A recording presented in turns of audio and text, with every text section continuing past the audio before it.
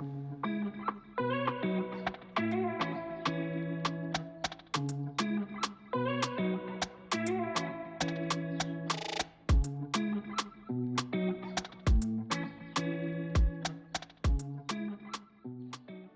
weird tayong pag-uusapan. At itong pag-uusapan natin tungkol sa pagkain. So I hope hindi ka pa nagugutom.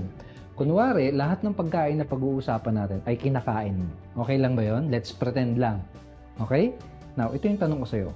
Kaya mo bang umubos ng isang buong lechong manok? Yes or no? Malamang kaya.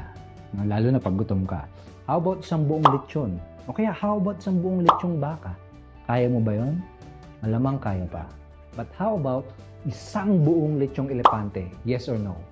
Malamang mahihirapan ka na. Ang laki nun di ba? Na kung kailangan mong umubos ng isang buong lechong elepante, paano mo yun gagawin? Tinanong ko tong tanong na to sa asawa ko at alam ko ano yung sinagot niya. Medyo pilosopo. Sabi niya sa akin, una, kakagat siya ng maliit na kagat, no, ilang kagat, tapos pag hindi naubos, bubuksan niya yung ref, papasok niya sa ref. Tapos kinabukasan, kakagat ulit siya. Malamang ang laking ref nun, no? Tapos ganun ulit, pag kakagat ulit siya kinabukasan, pag hindi naubos, pasok na naman sa ref, tapos kinabukasan, kagat ulit, hanggang sa maubos daw niya. And that is exactly the correct answer. Para maubos mo yung ganung kalaking elepante, kailangan ay one bite at a time lang. Paisa-isang kagat lang. Paunti-unti lang, at sigurado mauubos mo din yon. Ganun din sa pagkuha mo ng mga goals mo. Hindi mo yan makukuha na isang bagsakan lang, na biglaan lang. Kailangan mong unti-untiin yan hanggang sa makuha mo yan. One step at a time lang din. Alam ko na posibleng nakaka-overwhelm sa'yo yung ibang mga goals na sinulat mo dyan sa papel mo. Pwedeng nagda-doubt ka na, kaya ko ba talagang makuha itong mga goals na sinulat ko dito sa papel na ito? Kung sa isang upuan lang, kung sa isang bagsakan lang, malamang mahirap. Pero kung uunti-untiin mo yan, kung pa isa-isang kagat lang din, it's possible. Kaya kailangan nating biyak-biyakin yung goal mo into small and doable action step. Now, share ko sa iyo kung paano ko ginawa ito nung first time akong nag-set ng goal. Nung time na yon, kumikita na ako ng around 50,000 to 100,000 a month sa affiliate marketing business ko. At ang goal na gusto kong makuha ay gusto kong madagdagan yung income ko ng at least 2 million pesos every year. Now, I know, hindi siya ganun kalakihan, pero para sa akin, nung panahon na yon, parang challenging at impossible siya para sa akin. Ginawa ko, tinanong ko muna yung sarili ko, magkano ba yung kailangan kong kitain on a monthly, on a weekly, and on a daily basis para ma-achieve yung goal na yon. Pag big numbers kasi, kapag 2 million kagad, parang overwhelming. So, gusto ko munang i-break down siya, and again, one bite at a time lang muna. Ito yung nalaman ko. Para pala kumita ako ng additional 2 million pesos in a year, kailangan ko pala ng 166,666 pesos na income every month. Or 5,555 pesos income every day. Take note, hindi ko sinasama pa yung expenses and yung taxes. Pero nung ma-chunk down ko na kung magkano yung kailangan kong income on a daily basis, ang next na tinanong ko sa sarili ko ay, ano yung pwede kong gawin para kumita ng 5,500 or more every day? Ang nakabak kong idea ay gumawa, sumulat at magbenta ng sarili kong e-book or electronic book. Gusto ko, e-book lang na mababa lang yung presyo para mas madali lang ibenta. Ng mga around 1,000 pesos na presyo na e-book. Na kung kaya kong makapagbenta ng at least 6 copies every day, ibig sabihin nun, magagawa kong kumita ng 6,000 pesos every day. Ibig sabihin nun, makukuha ko na yung daily income goal na 5,555 pesos. Ibig sabihin nun, kapag nagagawa ko na yon, makukuha ko na yung 2 million pesos na additional yearly income na gusto kong ma-achieve. Now, ang next question, paano ko gagawa at paano ko makapagbenta ng sarili kong e-book? So, kailangan ko na namang i-break down, i-chop down into small chunks. So, nilista ko, kumuha ko ng notebook, nilista ko kung ano ba yung mga steps na kailangan ko para makapagsulat at makapagbenta ng sarili kong e-book. Ito yung nasulat ko. Una, kailangan kong isulat yung magiging content ng e-book. No? Pangalawa, kailangan kong gumawa ng sales funnel or website. Pangatlo, kailangan kong gumawa ng membership website kung saan ma-access at mada-download yung e-book na gagawin ko. At pang-apat, kailangan kong mag-set up ng payment facility ng way kung paano ako mag-a-accept ng bayad. So, yun yung 4 na steps na nasulat ko. Medyo maliit na, medyo chunk down na. Ngayon, ang tanong, paano ko gagawin tong 4 na steps na to? Medyo vague pa rin, medyo malabo pa rin. No? Paano ko i-execute yung paggawa ng ebook, yung paggawa ng website, etc. Medyo malabo pa rin eh. So, ang ginawa ko, isa-isa ko siya, tapos bawat isang steps na yon, sinank down or hinati ko na naman sa mga small and doable action step. For example, yung pagsulat ng ebook. Tinanong ko yung sarili ko, ano yung mga steps na kailangan kong gawin para maisulat at magawa yung ebook na gusto kong isulat. Ito yung na-come up ko na steps. Dahil meron akong idea kung ano yung topic na isusulat ko, una, sinulat ko, kailangan kong isulat yung magiging chapter or yung outline ng ebook. So, sinulat ko doon sa libro, kailangan kong gumawa ng outline. Step 1. Step 2, kailangan kong isulat yung chapters and yung outline na yon every single week. Pangatlo, kailangan kong gumawa ng cover art, yung magiging art cover ng ebook. Pang-apat, kailangan ko siyang ipa-proofread para ma-double check kung may mali ba sa grammar or sa spelling. At pang-lima, kailangan kong i-convert yung sinulat ko sa Word document papunta sa PDF or ebook format. So, this time, malinaw na siya. Nagkaroon na ng linaw kung ano yung mga specific na step na kailangan kong gawin. No, this time, action plan na siya. This time, pwede ko na itong ilagay sa kalendaryo ko o sa to-do list ko at pwede ko na siyang gawin.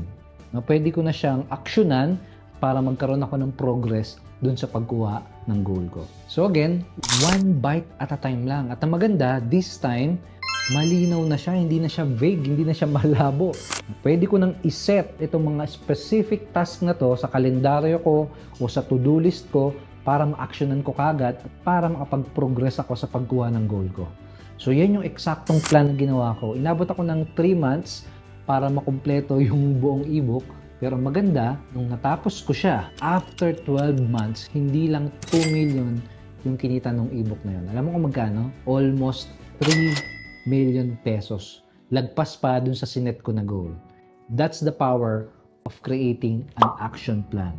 All of a sudden, yung parang imposibleng goal na gusto kong makuha, dahil bin-breakdown ko siya into small steps, into small doable steps, nagawa ko siya. Again, one step at a time. Kung biglaan, imposible, pero kung paunti-unti, magagawa mo yan.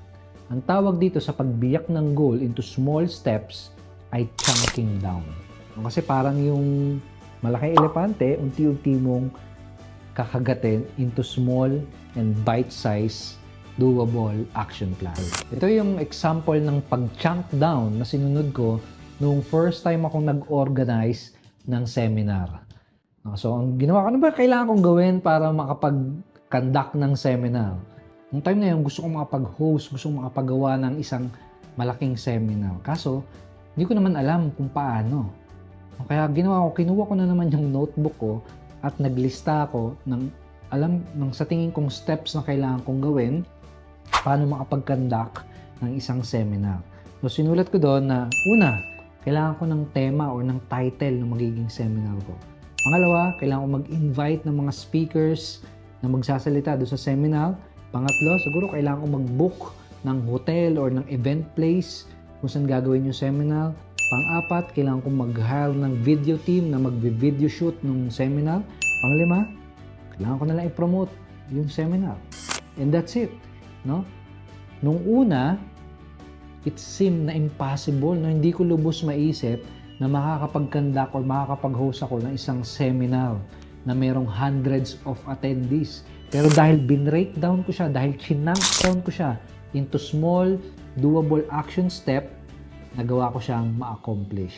At ganun din yung gagawin mo dyan sa lahat ng mga goals na sinulat mo. Kung ngayon, medyo vague pa siya, medyo malabo pa siya, wala pang linaw kung paano mo siya ma-accomplish, ang gagawin mo lang ay i-break down or i-chunk down into small, bite-sized and doable steps yan para maging malinaw sa'yo kung paano mo siya gagawin, kung paano mo siya i-accomplish. At alam mo kung ano pa yung isang reason kung bakit napakahalaga nitong pag-chunk down ng mga goals? It's related sa personal motivation natin sa pag-achieve ng goal. Ito, imagine mo tong scenario na to. Imagine nasa gitna ka ng dagat at nakasakay ka sa isang wooden na bangka, no? Bangkang gawa sa kahoy, tapos kailangan mong makapunta sa pangpang o sa lupa para makaligtas. Kaso nga lang, kahit saan ka lumingon, kahit saan ka tumingin, wala kang ibang nakikita kundi puros tubig lang. Hindi mo alam kung saan yung direction, kung saan papunta yung lupa o yung pampang, no? Yung isla, wala kang idea kung saan ka pupunta at wala kang sense of direction. Now, kahit anong sagwan mo, hindi mo alam kung nasaan ka na. Ito tanong, tingin mo after couple of hours or after couple of days, mawawalan ka na ng pag-asa? Malamang oo. Kasi hindi mo alam kung makakarating ka pa ba doon sa pampang. Now, imagine another scenario. Sa second scenario, nasa gitna ka rin ng dagat, nakasakay ka pa rin doon sa bangkang gawa sa kahoy, pero this time, natatanaw mo yung isla, natatanaw mo yung lupa, kung saan mo kailangan mong makapunta para makaligtas ka. No? At kada sagwan mo, nakikita mo na unti-unti kang lumalapit, papalapit dun sa isla, dun sa lupa. Tingin mo, hindi ka mawawalan ng pag-asa. Tingin mo, ma-excite ka habang papalapit ka ng papalapit dun sa isla. Yes. And yun yung exact reason kung bakit kailangan mong i-chunk down into small steps yung mga goals mo. Para every time na na-accomplish mo yung small steps, gaganahan ka lalo na matapos lahat ng steps dahil alam mo na once matapos mo itong mga small steps na to, makukuha mo yung bigger goal mo. At remember, yung gagawin mong pag-chunk down o pag-create ng action plan, hindi yan set in stone. No? Pwedeng sumulat ka ng action steps ngayon and later on, pwede mo yung i-update or bagu-baguhin. Siguro ang tanong mo, sa dami ng sinulat kong goal, ano dito yung uunahin ko? That's a good question. At simple lang yung sagot dyan sa tanong na yan. No? Pili ka lang muna nung isang goal mo na ipo-focus at ipa-priority mo. Isa lang muna, huwag mo pagsabay-sabayin para hindi ka ma-overwhelm. Now, itong magandang way para makapili ka kung ano yung ipa-priority at uunahin mong goal na i-chunk down. Tignan mo ulit yung mga goals na sinulat mo dyan sa papel mo.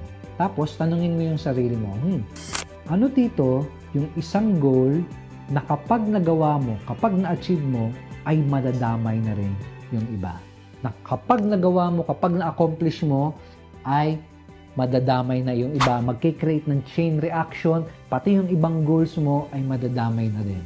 So, tignan mo ulit yung mga goals na sinulat mo at ano dyan yung goal na kapag na-achieve mo, pag na-accomplish mo, ay magkikreate ng chain reaction at madadamay na din yung ibang mga goal. Kapag nakita mo yun, kapag mayroon ka nahanap na ganung klase ng goal, yun ang unahin mo. Yun ang i-priority mo.